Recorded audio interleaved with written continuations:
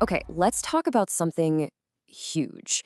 There are these invisible forces all around us, quietly shaping everything from our choices to our habits, and yeah, even our future. Today, we're going to pull back the curtain on these, and we're drawing a lot of this from the amazing work of Darren Hardy. First thing you need to know, the people around you, they are changing you. Right now, as you're listening to this, and the craziest part, you probably don't even notice it's happening. And look, here's why this is so critical. You could be doing everything right. I mean, building incredible habits, getting some real momentum going. But these outside forces, they can quietly, silently just pull you right off course. And if you don't get a handle on them, if you don't learn to manage them, well, all that hard work could honestly be for nothing. So we're going to break down the three big ones, the major influences that are pretty much always at play. We're talking about one, your input, what you feed your mind. Two, your associations, who you spend your time with. And three, your environment, the physical space you're in.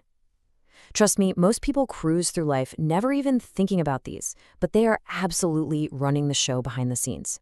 All right, let's dive into that first one, input. The best way to think about this, it's your mental diet. Okay, so to really get this, you got to understand a little bit about our brains. You see, they're not really designed to make us happy. No, they're designed to keep us alive. They're survival machines, and that means they are constantly scanning for threats, what Darren Hardy calls lack and attack. It's why we're so drawn to bad news, to danger, to things we should worry about. It's just our default setting. So think about it like this. Every time you doom scroll through social media, or listen to the news, or get sucked into gossip, you are literally pouring dirty water into the glass of your mind. And that stuff, it doesn't just pass through. Oh no, your brain holds on to it, chews on it all day, and sometimes all night long. This means we have a really clear choice to make, right? We can just keep letting that dirty water pour in, all the negativity, the drama, the stuff that just clouds up our thinking.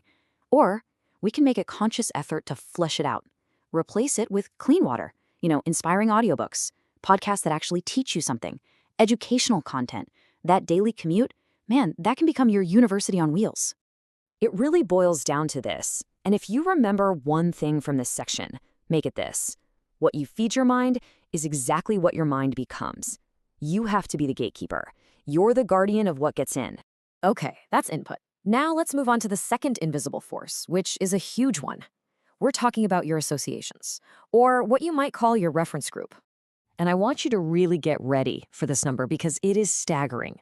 Research shows that the 5 people you hang out with the most, they determine up to 95% of your success or failure.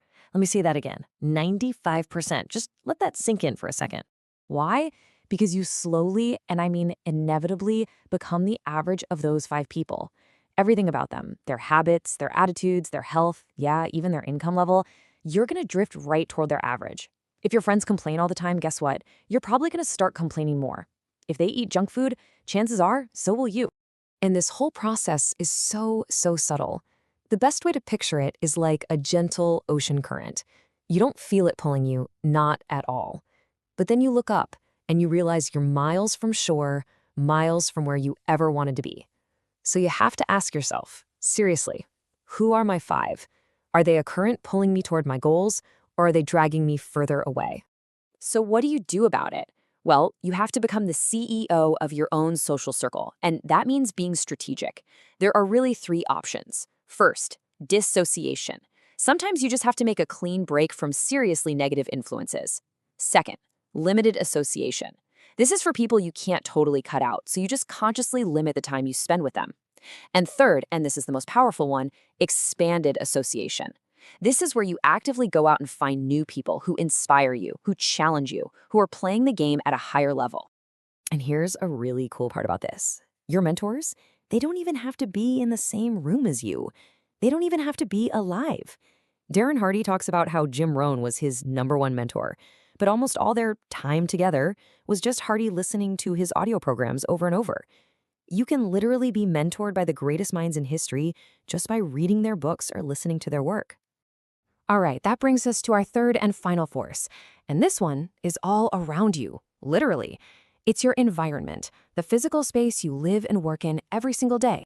There's this great story about Darren Hardy that perfectly illustrates this. When he was young and just starting out, totally broke, he would drive his beat-up car to one of the richest neighborhoods around. He couldn't afford a cup of coffee there, let alone a house. But he would just park his car, look at these incredible homes perched on the cliffs, and just soak it all in. Now, here's the key. Nothing magical happened on the outside.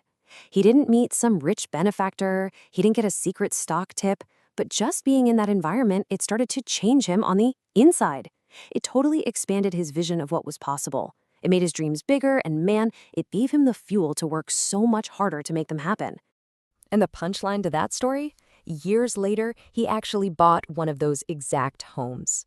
See, the environment shaped his ambition way, way before it ever became his reality. And really, this all points to one powerful, simple truth. You get in life what you tolerate, period. If you tolerate a cluttered desk, a messy car, broken stuff lying around, that environment is draining your energy. It's screaming a standard of just okay or mediocrity. Your surroundings are never neutral. They're either lifting you up or they're pulling you down. So after all this, it really boils down to a fundamental choice. The choice is between two paths. On one hand, you can just drift. You can ignore these forces, be passive, and just let them carry you wherever they happen to go. Or you can decide to steer. You can wake up and consciously choose your inputs, choose your associations, and choose your environment. You can actually take the wheel and take control. So that's the question I want to leave you with. Really think about it. Which course are you going to choose?